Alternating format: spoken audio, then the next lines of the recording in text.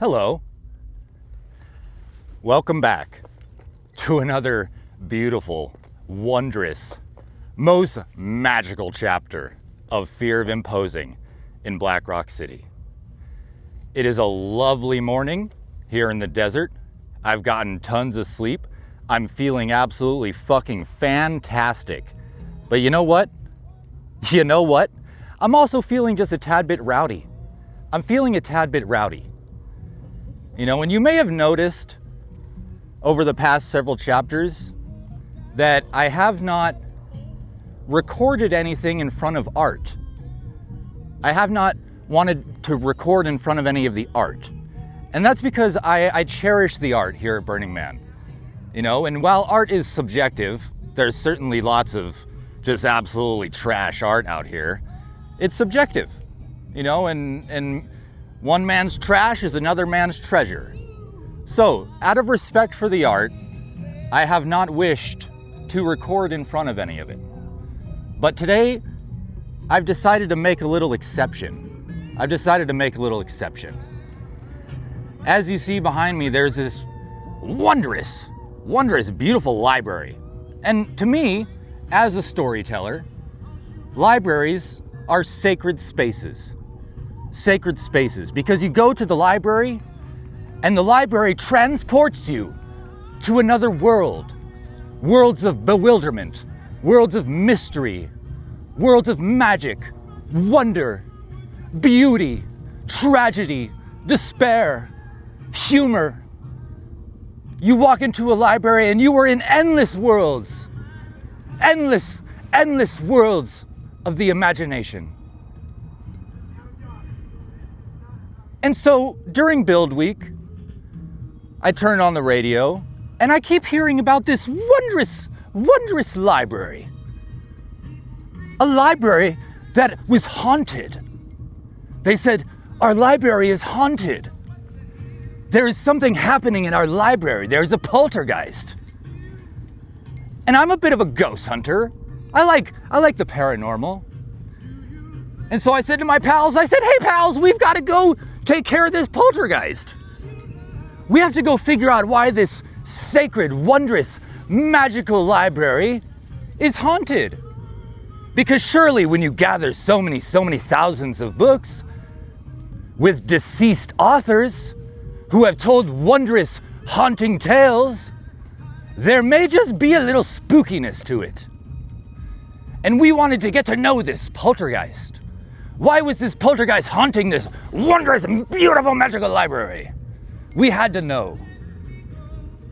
And so I ventured out, me and my pals, we ventured out to this spooky little library. And I walked in, and people were checking out books, and they said, wow, this library is so wonderful, so magical, so beautiful. The books are so amazing. And I said, I think I'm going to check out one of these books. I don't have my library card on me, but I would like to read because I love reading stories. I'm here reading a beautiful story. And I thought perhaps I can read from a page or two of one of these beautiful stories and inspire the world out there on the YouTube. I will check out a book from this library and I will read it to the world so that they know of the bewilderment, of the magic, of the beauty, of the creation, of the endless imaginabilities. So I picked up the book.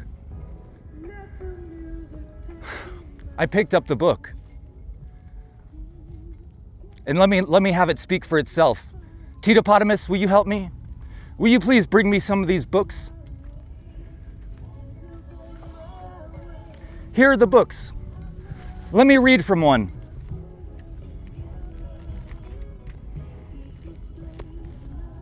Go figure, it just so happens to be a Jehovah's Witness Bible. It says, Jehovah is my shepherd. These are the opening. I'm sure that was going somewhere really wonderful. I'm sure that it was going to be something mystical, something magical about Jehovah and God and all these wonderful things. But you fucking know what? I cannot read it because the book's cut in half. All of them are cut in half. This is not art. It's desecration. You come out here and build what you think is a magical fucking library, and you desecrate centuries of art. All of these wondrous, mystical, magical authors creating endless possibilities for the whole world to see. Share this beautiful storytelling gift to the fucking world, old as time, one of the oldest archetypes in our fucking known universe. And you come out here and desecrate it by cutting all of your thousands of books in half. Fuck you, that's not art, that's why it's haunted, that's why you've got a poltergeist. Suck my fucking cock. This is the worst art installation I have ever seen. Period. Thank you for coming out here where there is all this beautiful art in every direction. And you decide to desecrate centuries of wisdom, of knowledge, of mystery, bewilderment, magic. You just pissed all over it. No wonder you've got a goddamn poltergeist, you dumb bitch. So anyway, yeah, I'm a little rowdy this morning because I love telling stories. And I really wanted to come here with my library card and tell a wonderful story. But none of those stories are being told to anyone. Not a single goddamn person. They are ruined for the rest of eternity. An archetype as old as time has been desecrated on a sacred desert, defiled in every sense of the goddamn word. So, I decided I'm gonna do a recording in front of art today. I didn't wish to, I didn't want to, I wanted to be respectful, but you know what? Mr., Mrs., whoever the fuck decided to erect a library, which you do not know the definition of a library, because you cannot check any books out of here. That's another thing. I heard a rumor that the reason they cut all the books in half was so people didn't steal them. A library is meant to go to and you take a book and you go read it and you take it back. You do not know what the definition of a library is. You created a poltergeist haunted zone because you desecrated centuries and centuries and centuries of wisdom and knowledge and mystery. So yeah, I did a recording in front of the art. If anyone has a problem with it, slap me with a cease and desist letter. I don't give a shit. Talk to my lawyers. I've got de facto consigliaires. You can suck my goddamn nuts. This sucks. Your art sucks. Fuck you. Anyways, I don't want to get too wrapped up in that because I personally have a beautiful story to tell. And it's not cut in half. So I'm going to be able to read it perfectly. At least I hope, because I'm a little riled up. I'm a little riled up, and when I get a little rowdy, my brain gets all jimble jamble jambalaya. I'm very passionate. And you came out here, you decided to destroy one of my favorite things in the whole world. And it's amazing because there's so many people, look at them. They're over there like, wow, this is so beautiful. This is so beautiful. It's a good thing I don't know how to read. It's a good thing I don't know how to read because I couldn't read this if I wanted to, and that's why it's beautiful. It's just for show. It's just for show. There's no depth to this goddamn thing, so I can just sit here high on acid. Whoa, it's so beautiful. Incorrect. False. Anyone out there in the Burning Man world who happens to see this video, if you walked past the library and you were like, wow, it's so beautiful, fuck you, you suck. You're an idiot. You're a goddamn idiot.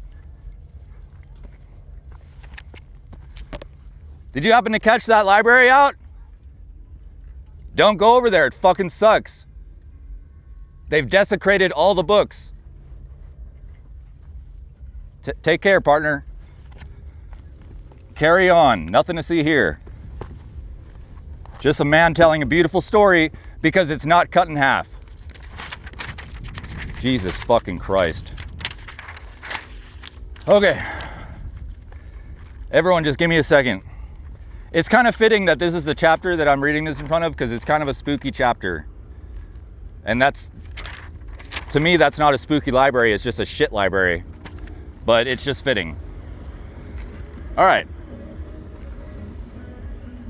Chapter 6 of Fear of Imposing in Black Rock City. I hope I'm not imposing on your art, by the way. I really hope I'm not imposing. I'm not fearful. I'm not fearful of imposing because you can suck my ball sack. I'm not fearful of it. I'm imposing the fuck out of you right now. I hope you can hear this tune. There's a little art car behind me. They're imposing on my recording of a beautiful fucking story. I'm trying to read from a beautiful story. It is not cut in half. You guys come behind me, play stupid music. It sucks. I hate you. Chapter 6. Become a postman. Obscurities arise. Wednesday morning, day 3. Everyone was gutted from a long night of excessive consumption. There was acid and disco, mushrooms and moseying, ecstasy and electric boogaloo, cocaine and dropkicks, research chemicals and immediate regrets. Our minds were left in sad disarray, tangled, mangled, and jingled-jangled in every sense of one's perceived awareness. What sanity remained was in dire need of recognition. 3 nights of aggressive narcotics use left us gnawing at some very disturbed ideas of self-preservation. It was time to humble ourselves and give back to the community. It was, after all, one of the principles: participation. Sleazy Lone Wolf and I would embark on a little recon mission in search of a place to lend semi-sober hands, having wound up at the Burning Man Postal Service. I'd never have guessed in my wildest dreams that this small city had its very own post office and zip code.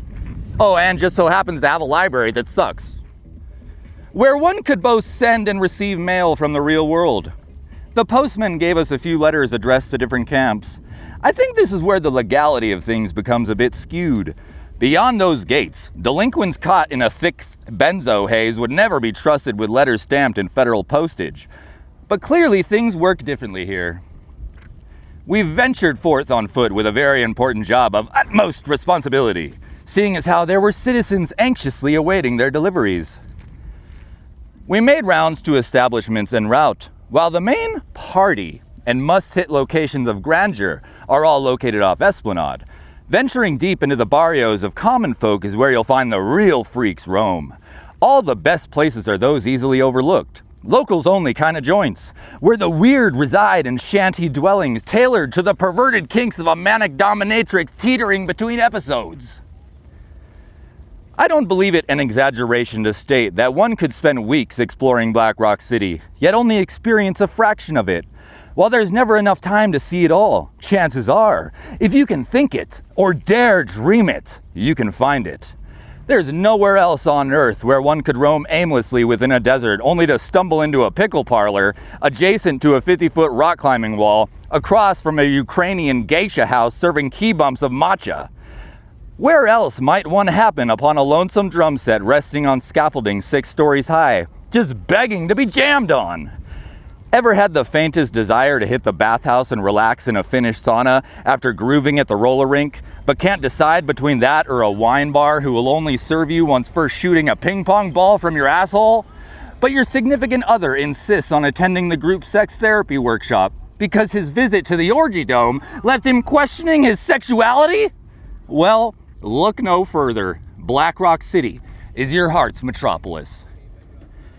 This place is the undomesticated, bastard birth child of Walt Disney and the Mad Hatter. Had they just skipped all that senseless foreplay and stuck with violently rough, psychedelic sexual escapades of bloodthirsty intention.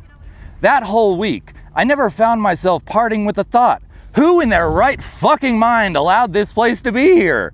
And what maniacally perverted fantasy were they living?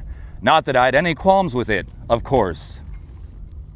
By noon, we'd crawled through a hobbit-sized tunnel which opened to a stuffed unicorn-themed library. We sought a good reading by their storyteller, an 11-year-old boy named Indigo. Quick pause real quick. I fucking assure you that Indigo's not leading that library. He's a real librarian. And Indigo, wherever you are out there in the world, I'm sure you're all grown up, you fucking keep killing it, dog.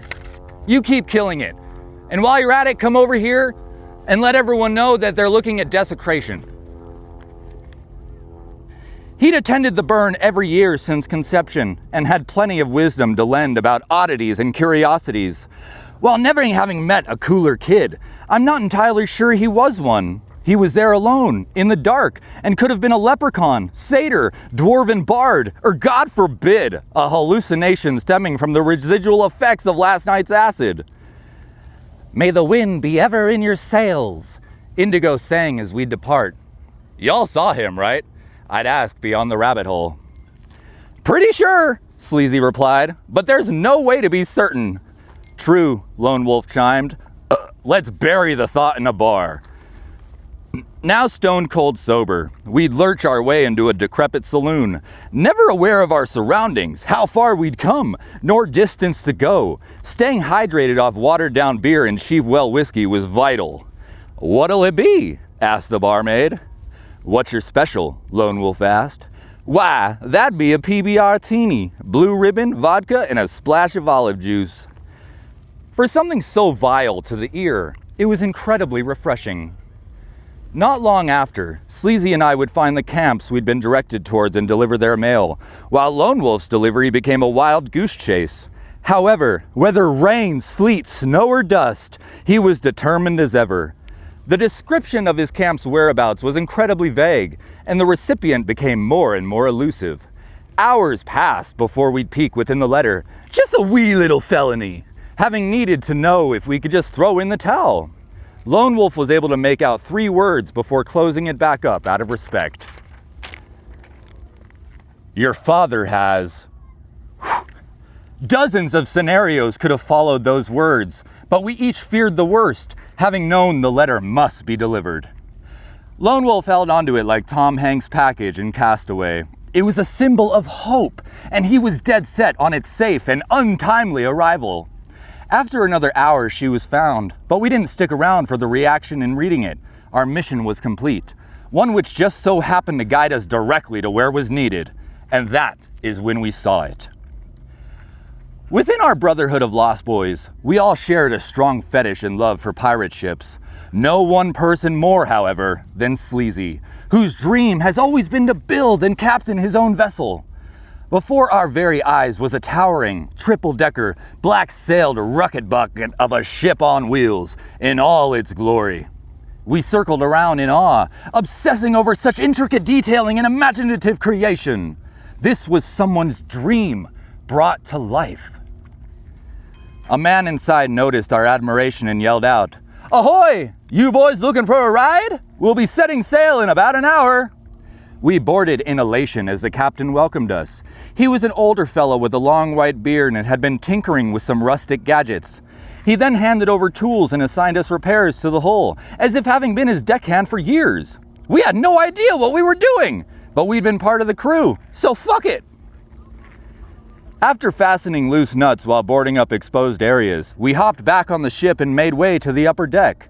The vessel was riddled with antique clocks, trinkets, art, and other doodads. My most favorite what's-its and what's-nots, thingamabobs and thingamajigs, knick-knack, paddywhags, give a dog a bone, all decorated the place from top to bottom. On the main deck were several others who manned the ship, gypsies, vagabonds, and hedonists reigning from different places across Eastern Europe. They all spoke an essentially charming accent and mannerism as they worked to seduce us. It was interesting to interact and share experiences with people from such exotic walks of life, and we'd been welcomed into their tribe with open arms. As much as burners, in a general sense, piss me the fuck off and are quite often hypocritical assholes, many are delightful people. While the dry lakebed Black Rock City rests on, in and of itself, is a remarkable place of magic, these types of impossible interactions in the ordinary world are what make Burning Man so unquestionably unique. There's a spiritual kinship present here, totally insensible to modern society. It wasn't long before Sleazy reached into his bag. "I brought us some sour belts," he said. "I'm hardly in the mood for candy," I replied. "They're sour belt wrapped mushrooms." "Okay, give me the candy." I don't normally fancy masking the earthiness of fungi.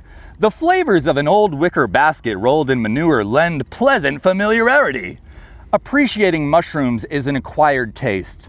Unlike that of IPAs, any hipster who praises the floral undertones and ripped chops of an IPA as being enjoyable is a pretentious, masochistic, fad-following, no-good rotten liar and shan't be trusted. Anyone who begs to differ is welcome to eat my swampy ass. They'll surely appreciate the comparable taste. It was a hard day's work, having tossed back a few grams each in reward, and with entirely empty stomachs, we'd be sailing that topsy-turvy sea long before leaving port.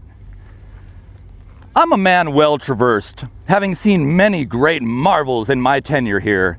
Yet of all those lands far and wide, Black Rock Desert remains one of the most indescribable.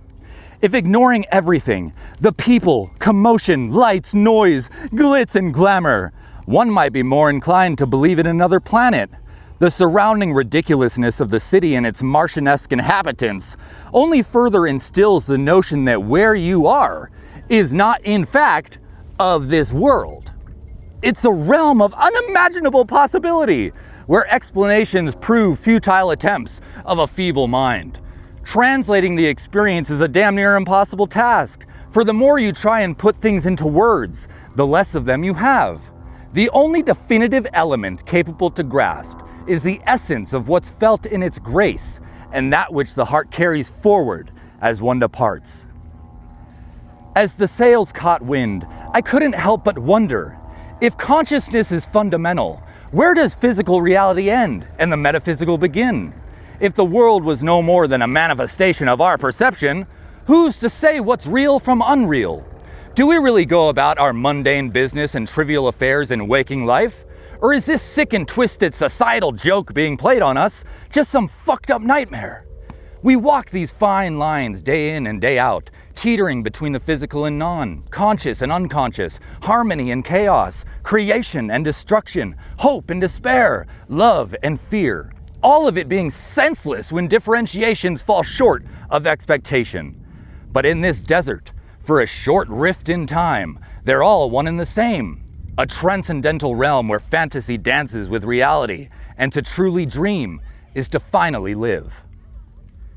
As we sailed further into the vast beyond, it seemed the landscape shifted, catering to us specifically, our ship having carried a thick fog of eeriness and mystery. A course had been set for a destination where perception was only limited by one's imagination. This wasn't a mere boat, but an external vessel of one's soul on a heading toward shores of the infinite. The sun was setting, and the mountains illuminated angelic glows of solid gold off each peak. The wind blew gently, filling the air with what looked like a thick mist of ocean blue as dusty tides rose and fell. Every stage being passed played music from the soundtrack of this voyage, rocking us peacefully in its vibrational waves. I climbed to the crow's nest with Sleazy as we hung from one arm, our other reaching for the sky, having taken our rightful place amongst the wind blowing in our sails, a moment he'd always longed for. The Lost Boys, sailing past the second star to the right and straight on till morning, free of this world at long last. There are some people who come into our lives and help reveal the very nature of our existence, fuel the love in our hearts, and reignite the beacon of hope in our soul. They aid in building character and lead us on a just and noble path, pushing us to become who we know and feel ourselves to truly be. But while those kinds of folk are plenty nice, they aren't always what you need. And that's why Sleazy wasn't ever that person for me. He's the one who comes into your life to break your ass down, so that you may rise from the godforsaken charred ruins of which you dwell.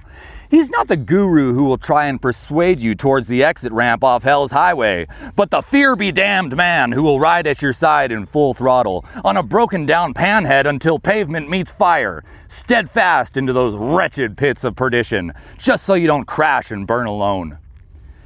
When I first met that punk rock misfit, other than a bottle of Jim Beam and an empty dime bag of blow, I had nothing, and my heart lifeless.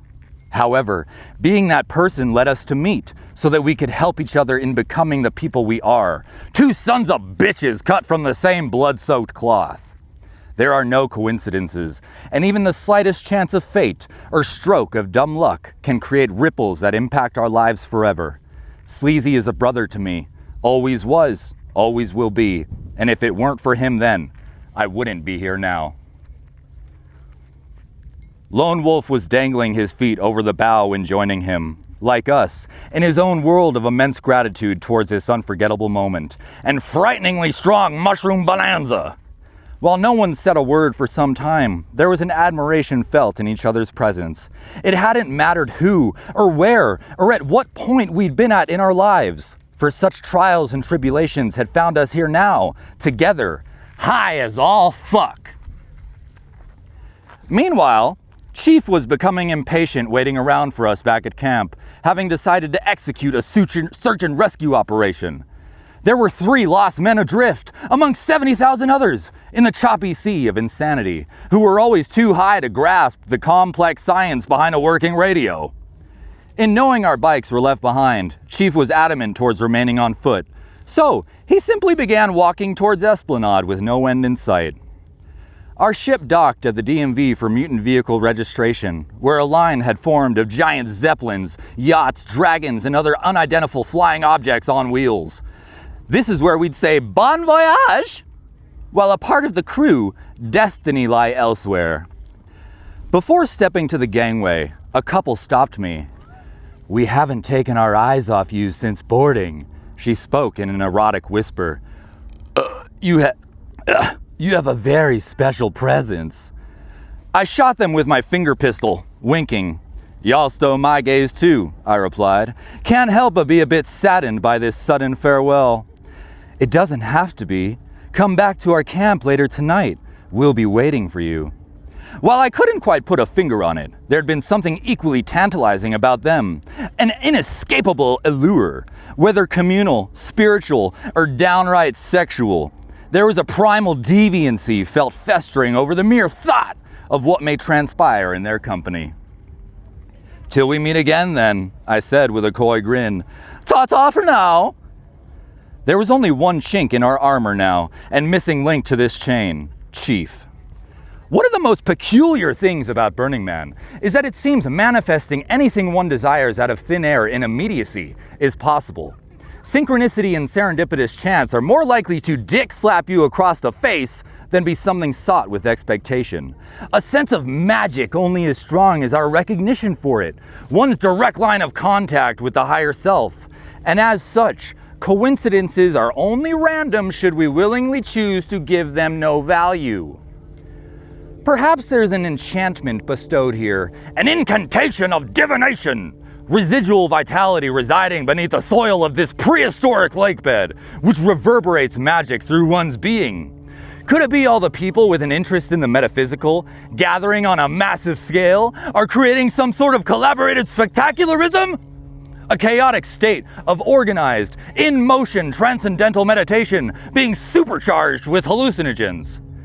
Aside from the dust, something fills the air, and there's an understanding of a certain presence which conducts and amplifies otherworldly anomalies. People can call it happenstance or coincidence all they want, but the very second I wished for Chief's arrival, I walked to the front of the boat and there that son of a bitch was standing. "Holy fucking shit!" we both screamed, having understood what just transpired. "Jesus Christ," he said. "I literally walked in a straight line, right to you." "There's more to this place than meets the eye," I replied, "for good goddamn sure." We made way back to camp in preparation for the night.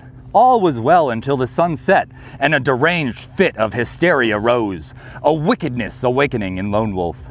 While unsure of what was said or done, something cracked the nut, and we just assumed to have missed the joke. The signal was lost, and control was forfeited as Lone Wolf sprawled across a beanbag, tightly gripping a stuffed flamingo.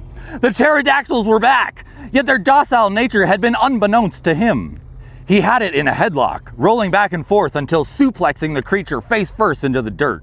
"The bastards will never take me alive!" He screamed through laughter. It seemed playful, but his mind was spiraling quickly. "I need to be taken to the med tent," he said in half jest. "Tripping a little too hard there, eh, bud?" Sleazy replied. It was difficult to take him seriously, considering the smile he'd been wearing ear to ear. Just what is it you think they'll help with? Chief asked. It's not like they'll give you a pill to mellow out. We have the benzos, beanbags, and burnt grilled cheese sandwiches. What more could you possibly want? I don't know, Lone Wolf replied, still laughing, but I need the medic. Nobody was in any state capable to assist in pulling him from that spiral, let alone see beyond the laughter to recognize its underlying madness. He'd end up walking away in a random direction, flailing each arm while shouting gibberish. There comes a point in every man's life where a choice is presented in taking that walk alone into the abyssal black of the desert night, a voyage to brave the depths of one's own being. In true lone wolf fashion, he'd vanish into shadows, a soft silhouette amongst the crowded streets of Black Rock City. It was a full moon, and the bewitchment was taking effect. 2 gypsies were brewing potions in the dim, candlelit corner of a bell tent, and I was being summoned. The sensation was totally inexplicable, having departed without a word into the unnerving clutches of a spellbound void. I found their camp just before midnight, and as promised, they'd been waiting on my arrival. Welcome, friend, the gypsy woman spoke, her tone carrying me into a trance. We've been expecting you. Surely, I replied. It was like being magnetically drawn to your dusty doormat. That was the intention, the man said softly. So, what are we getting into tonight? I asked. Y'all must have something in mind. We've been preparing a mescaline tea from our peyote harvest, she said. First, we will drink, and then we will play. I'd never experienced mescaline before, having already been under an utterly confusing yet easily persuadable concoction of mushrooms, ketamine, and Cabernet. Why the hell not? I thought. In coming all this way, there's no sense in backing out. We sat ceremoniously in their Zen dome dwelling, as the gal called upon great ancestral spirits with deep growls and shamanic vibrato. Her body convulsed violently as if being overtaken by some entity, until slumping over, limp-bodied. I peered to my cup. It was empty. At some point during the ritual, I'd been seduced into drinking it against my will, so far as I knew, and now there was no turning back.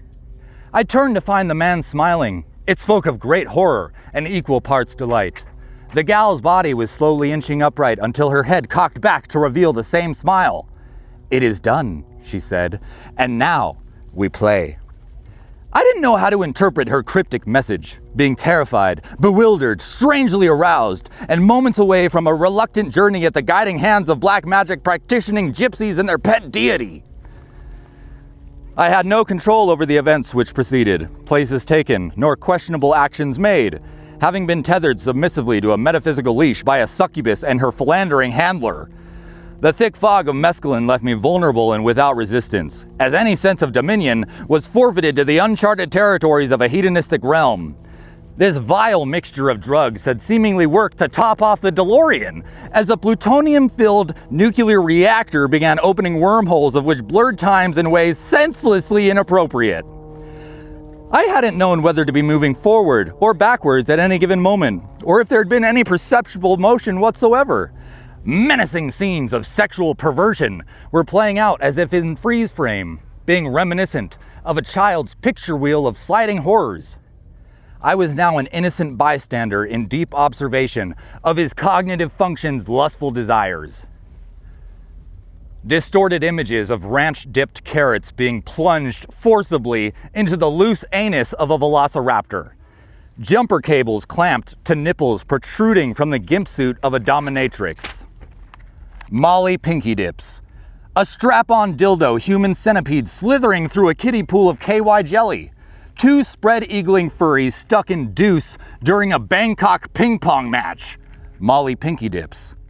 Lamp oil chugging, half-naked hermaphrodites fire-breathing while in mid-trapeze.